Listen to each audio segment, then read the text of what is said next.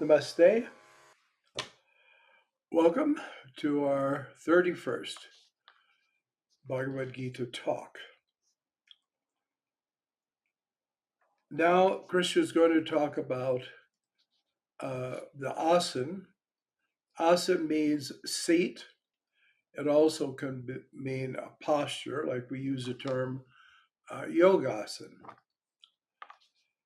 And in this case, it's about what the yogi sits on.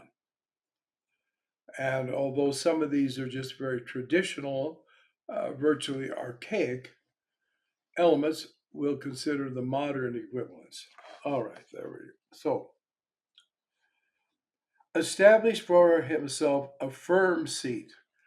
That's really important. It shouldn't be anything that could jiggle or that can in any way move. That's why sitting, of course, at this time, it's considered that the yogi will no doubt be sitting either on the ground itself or in a building on the floor. But of course, it doesn't have to be that way. You could sit on some kind of a chair, but it should be steady. So, establishing for himself a firm seat in a clean place, again, that's kind of more for when it's going to be outdoors, not too high and not too low. Covered with kusha grass. Kusha grass is a type of long grass that grows in India. It's extremely valuable because it has insulating properties. I remember the very first time, my very first visit to India. Fortunately, someone had recommended to me that I should get some kusha mats. Ordinary kusha mat is less than 3 feet square, but not much less. And you can buy them strung together. And I actually went to a shop where they would cut it according to what length you wanted. And it was advised that I should get one long enough to actually sleep on. That it was good. I was there in the cold weather. And in fact, when I met Mahanandamai for the first time, we were out in what was virtually the middle of nowhere. And there was some kind of a tent that some of us went into, but it was absolutely bare earth. And so I put the mats down and slept on it. It was warm all night. It was amazing. But it also insulates you from the currents in the earth. We don't need to be too uh, involved with that. The yoga methods, they're big on the currents and the subtle currents here and there and so on. But we're getting beyond that quickly. I mean, in the matter of the first few minutes of meditation. So we don't have to care about that, but it's an interesting thing to see that it is so. So if you happen to be somewhere and you could use some insulation, then you could use it. But the truth is, just any kind of a thing, you could use a small rug or some kind of uh, blanket, folded blanket is just fine. Then it says an antelope skin. Well, for the sake of ahimsa, we prefer not that.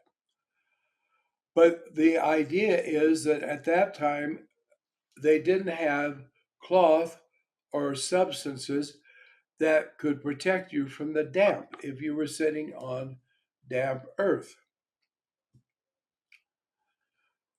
So that was the purpose of the antelope skin. It was the nearest to say, for us, you could just take uh, something made of a plastic like material. or like the things are used to cover sofas and so on. Vinyl, just something like that. That then will also be sure to keep out the damp. Of course, if you're in your house, that doesn't matter much. So, but still, it's something to know about in case you decide to go out somewhere, go camping, you want to meditate.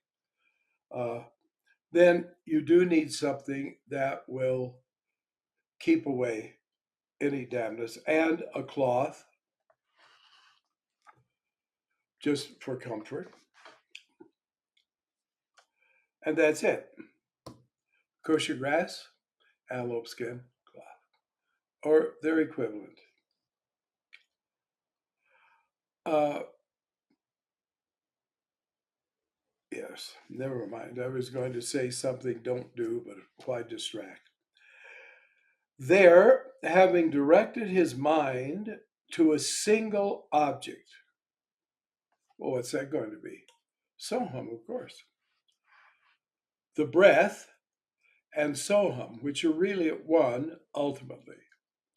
So the breath and the movement of that is the movement of the breath and the mantric equivalent or the mantric producers of the breath, then on that single object. It doesn't say look at a dot on a wall for a while. That's tratak, and then quietly close your eyes. There are people who do that. Yes, I am. I have suffered through some of that. A so-called meditation master um, guiding us through this silly kind of gymnastic. All right. Having directed his mind to a single object, controlling thought and activity of the senses, again, through yoga sadhana, through soham sadhana. If you need to do special practices for each of these, then you don't know yoga. Real yoga, soham yoga, takes care of all this. And these are, he's telling the effects. He certainly knows soham yoga. It isn't that he isn't, and that's why he's mentioning these aspects. But he's saying, do that which embodies all of these desired conditions. Sitting on the seat, he should practice yoga for the purpose of self purification. Because our present state of condition, the condition of the subtle energies of the mind, are confused, muddled, and you could say darkened. And the clarifying of those subtle energies is what is meant by purification, shuddhikaranam, making pure the energies of the mind. We often think of the mind as if it's a physical object and say, well, clean the mind, like you wash off an object. But no, what you've got to do is purify the mind, purify the pranas. You purify your entire body when you practice sadhana correctly. Holding the body, head, and neck erect, and please, not all like this. Some yoga cults say do this. My God, of course not. I mean, after all, are you standing at attention on a parade ground? You're meditating, and you have to be able to relax to meditate correctly. So instead, holding the body, head, and neck erect, sort of in a straight line, motionless and steady. And by the way, in meditation, if you feel like moving a bit, well, move. If you've got an itch, scratch. You've seen me giving you an example during these talks. If you want to just kind of go like that, for heaven's sakes, do it. This is not a military exercise. Some military goon isn't standing by to either beat you in the head or shoot you with a gun If you shuffle, I've heard of people say, "Oh, do you love God so little that you would stir and move around like that?" That person is a sadist and a torturer. Don't pay any attention to them. Okay, back. Holding the body, head, and neck erect, in other words, in a straight line, motionless and steady. Looking toward, it says, the origin of his nose, nasikagram. Now, you could say, this is the origin of the nose, or this is the origin of the nose. Which is it? Is where there where it begins, or this where it begins?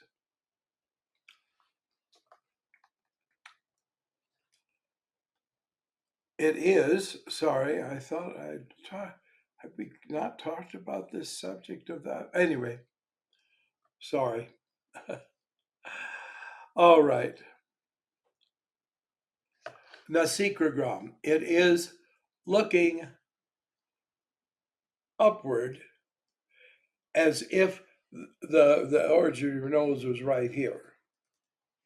Says sometimes the eye mentions the eyebrows. You just look up. That is Kachari Mudra, the skywalking mudra, because it immediately puts you into Sahasrara awareness. Of course, we went through this before, so forgive me if I'm boring you with repetition. All right. So, looking up there, not looking around, that ought to be known, but uh, who knows what the mind can do. With mind quieted, that's only through the breath can you do that. Banishing fear. This by it means anxiety, really, more than fear. I've heard that there have been people that, excuse me, um, that sometimes have a feeling of fear during meditation. If you do, it's purely neurological. Don't let it become your mind state. You may think that's doesn't make sense, but it does. You see, when you're afraid, you have a sensation of fear. So you can suddenly have the sensation and therefore become afraid by the feeling of fear. I know that sounds odd, but it does happen. For one thing, if the adrenal glands are slightly leaking adrenaline, a person can suddenly feel really apprehensive and sort of feel what's going on. A lot of people are the supposedly so-called paranoid. It's a matter of the adrenaline levels in their body. But also, there are people who say, well, what if I meditate and I can't ever come back? Oh, friend, if you could do that, would you be blessed? I've never known of anyone who ever managed it. But because you could go on straight to God. But so not being afraid or anxious, oh, am I going to do this right? And blah, blah, blah, blah, blah, blah, blah. And then the mind says, did you remember to turn off the light in the other room? Just don't pay any attention. Firm in the brahmachari's vow. In this case, brahmacharya is referring to the control of the senses. Now, you're going to hear noises. You're going to itch. So all the senses will be there. And the thing is, you just are firm in saying, I won't be distracted. But you won't try to push it away. You don't try to, like, I won't be aware of it. I won't be aware of it. Well, then you are aware of it, you see. So it's really making the mind one pointed, steady, in a sense, simple. Or we could say uncluttered. With thoughts fixed on me, that's again through the japa, steadfast through the same thing, and with the breath and the japa united.